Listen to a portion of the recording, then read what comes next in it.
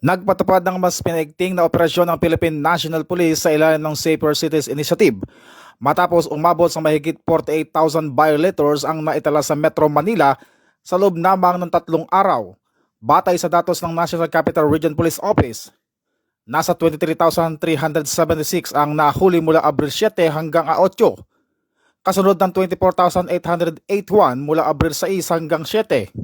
Karamihan sa mga paglabag ay may kinalaman sa pag-inom at paninigarilyo sa pampublikong lugar, pagsusuot ng hindi angkop na kasuotan, paglabag sa curfew ng mga menor de edad at sobrang ingay mula sa videoke.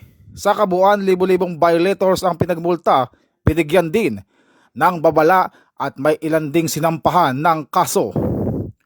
Ito ang bagong PNP para sa bagong Pilipinas, serbisyong mabilis, tapat at nararamdaman.